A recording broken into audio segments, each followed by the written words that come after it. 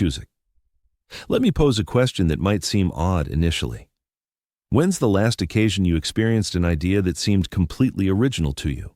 Free from the sway of daily headlines, unswayed by online trends, untouched by the views of your peers, your background, or the influencers you follow. I'm talking about an idea so fresh and unfiltered that it emerged straight from your core. If drawing a blank on that, don't worry, you're in good company. After all, we're immersed in an era where genuine personal uniqueness is subtly eroding, giving way to an alternative. Something that appears secure, soothing, and even virtuous at first glance, yet carries a concealed toll beneath. We term it contemporary groupthink.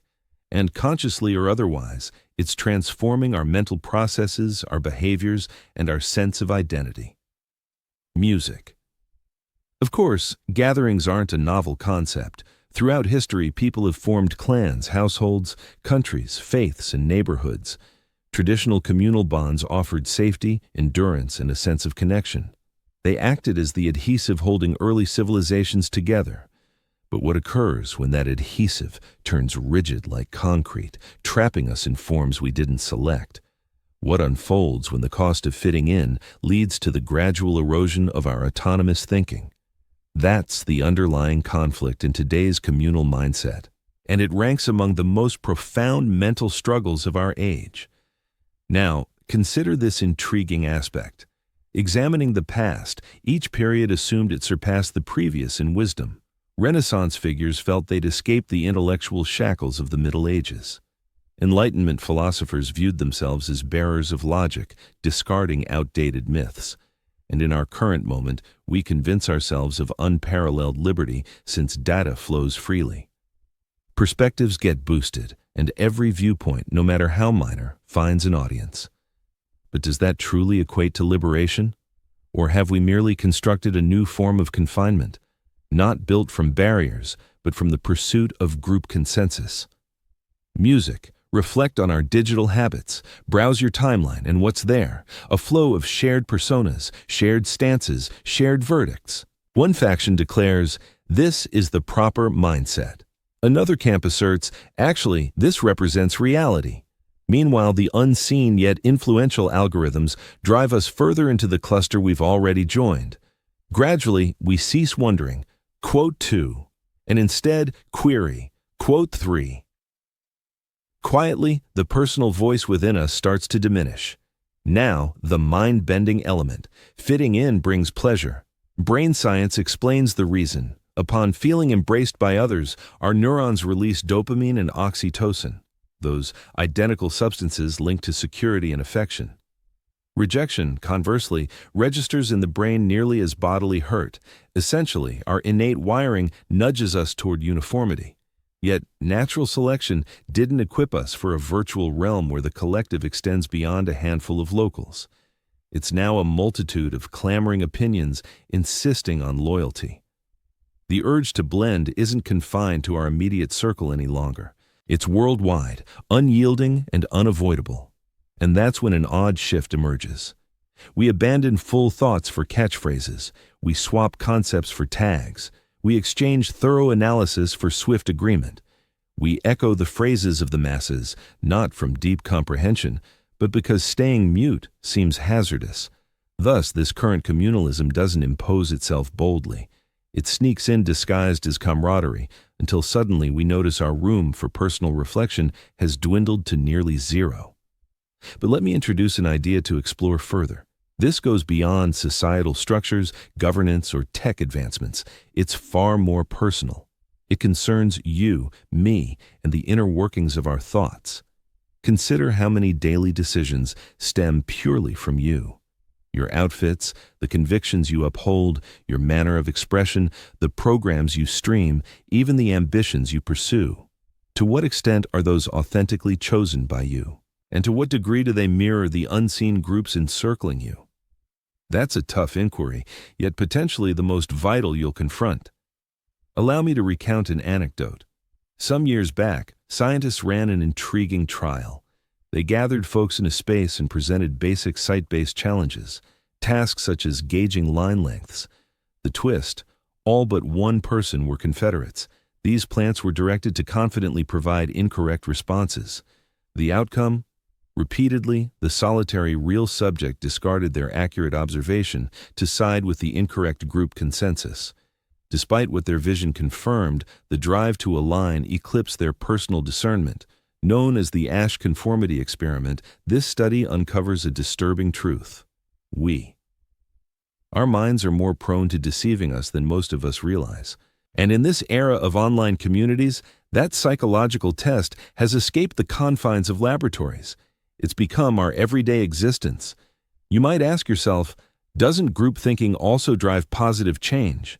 Doesn't it foster togetherness, societal advancement, and a sense of common purpose?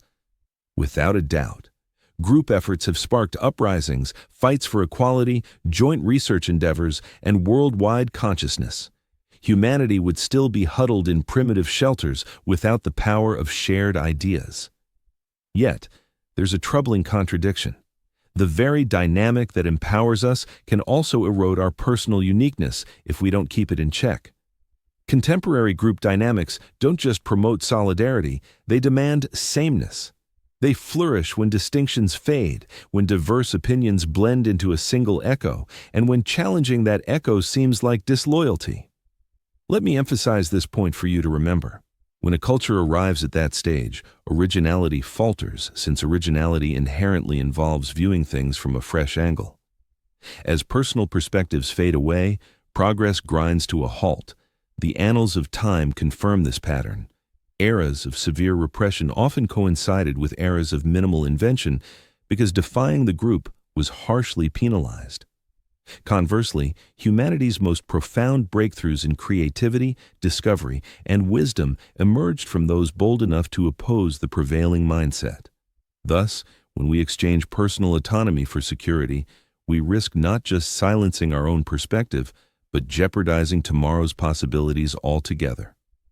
Allow me to draw you further into this idea. Envision a world where all minds operate identically, where everyone uses the same affirming rhetoric and shuns identical forbidden topics. At first glance, it appears peaceful.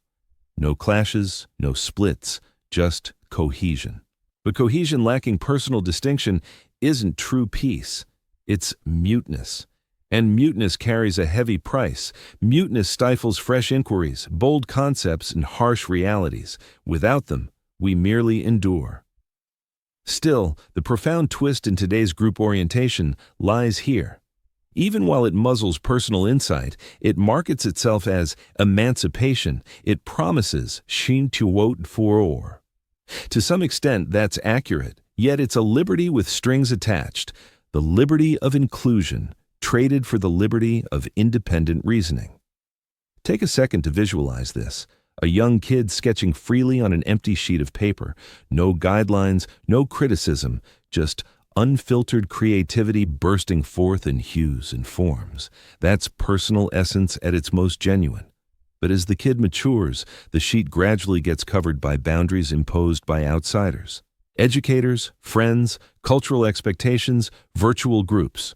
Remain within these limits, they insist. Shade like this, reason like this, express like this. Before long, the open space vanishes. The kid continues sketching, but the image is no longer theirs. It now serves the group. The sorrow is that the majority of us don't even detect when our open space slips away. Yet, a spark of optimism lingers amid this. For personal essence, even when restrained, refuses to perish completely. It lingers. It murmurs. Perhaps in a solitary midnight reflection, or in a quiet dissent you sense but withhold, or in a puzzling vision you can't articulate. That's the core self, persisting under the din of group clamor, seeking room to breathe. The key issue becomes, will you heed it or permit the clamor to overwhelm it? In essence, current group pressures urge us to awaken and cease mistaking adopted convictions for authentic ones, to quit blending communal validation with personal value, to stop viewing clamor as certainty. For the demise of personal reasoning isn't a sudden occurrence, it's a gradual wearing down. And the sole method to halt it involves deliberately recovering your own consciousness, fragment by fragment. This circles us back to the beginning. When did you last experience an idea that seemed wholly yours? Perhaps you can't recall. Perhaps you've never pondered it. But if there's one takeaway from this contemplation, make it this. Personal essence isn't a gift from the world around you. It's a treasure you safeguard inside yourself, daily, against the subtle yet insistent tug of group forces. So, what does it truly entail to regain your independent reasoning? It doesn't involve shunning every circle or withdrawing from connections. It doesn't require opposing everything just to rebel. It involves cultivating the habit of halting, inhaling, and inquiring. Do I genuinely hold this view, or am I merely repeating the group's refrain? That straightforward query, posed repeatedly, turns into a guide. It steers you toward your true center. But heed this caution. The route of personal essence is rarely the smoothest. It's subtler, more isolating occasionally, and seldom celebrated. Trailblazing with the masses brings instant acclaim. Diverging invites quiet at the outset. Nevertheless, the lessons of the past murmur of vital reality. The hush of personal essence frequently nurtures monumental achievements. Recall the researchers who defied accepted wisdom, the creators who shattered traditions, the thinkers who probed the impervious. They weren't celebrated initially. They faced skepticism and ridicule. They pushed back against the tide. Yet, it's precisely their boldness in embracing unconventional views that propelled humankind ahead. Let me toss another intriguing cycle your way. Ever observe how the freshest concepts in your personal world tend to emerge during moments of isolation? Not while you're browsing endlessly, responding impulsively, or soaking up the clamor from everyone else, but in quiet seclusion. That's the essence. Genuine creativity seldom thrives amid the masses. It demands room, isolation, and the readiness to listen to an inner whisper that echoes nowhere else. Still, in this intensely linked era, being alone feels scarce, even dreaded. We cram every pause with distractions, though those very pauses might be where our personal insights are poised to emerge. Pulling back for a broader view, groupthink isn't some innate foe lurking in the dark. No, it's more like a natural element, akin to flame.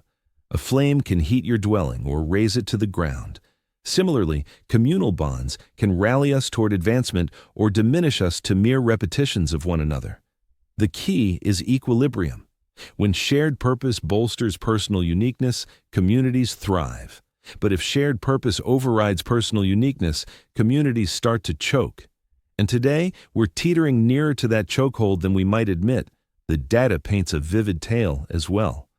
Psychological research reveals a steep uptick in peer pressure during the online era. A poll indicated that most folks confess to holding back their thoughts digitally, not due to shifted convictions, but out of dread for backlash. Yet another study discovered that encountering widespread agreement can even tweak recollections. In other words, individuals might outright distort their recall to match the throng. Ponder that deeply. The group dynamic isn't merely molding our views, it's overhauling our recollections, our core grasp of what's real. If that doesn't stir concern, perhaps it ought to. But wait, here's the intriguing reversal. The identical online realm that boosts group dynamics also equips us for personal expression. Throughout history, no single viewpoint has ever had such potential to touch vast audiences. No lone inspiration, forged in quiet, has spread globally so swiftly. The web serves as both the booster for the masses and the bullhorn for the singular mind. Thus, the demise of original thinking isn't destined, it's a decision, one we make each day with intent. This leads us to the core of our exploration.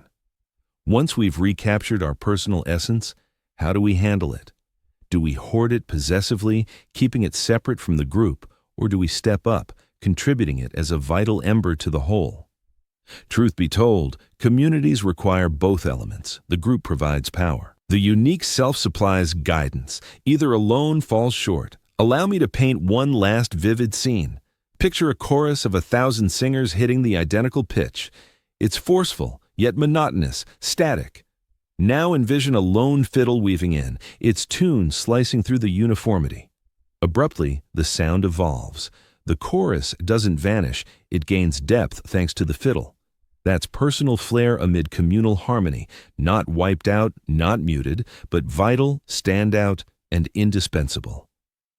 And now, the raw emotional core hits. The fading of personal thinking doesn't strike when the masses roar louder. It occurs when we cease believing our own perspective holds value. It unfolds when we swallow the falsehood that the group is all-encompassing and the individual is worthless. Yet the individual isn't worthless. The individual is the kernel from which all concepts, breakthroughs, and upheavals sprout. Safeguarding it isn't defiance, it's duty. So this evening, as you set aside your device and the world's din fades, give this a shot. Pose yourself a single query. What's one idea I've nurtured that's purely my own? Not lifted, not repeated, not staged, just authentically yours. It could be modest, like a spark for a verse, or grand, like a blueprint for what's ahead. No matter its scale, jot it down, cling to it. That's your tone, your strings, your flame. Because ultimately, today's communal trends will keep expanding. The masses will persist in clamoring, insisting, engulfing, but you'll endure too. And in an environment craving replicas, your strongest move is to voice out, to reflect, to stay singular, to recall that while communal forces can steer us, only personal flair can redeem us. Perhaps that's the true riddle.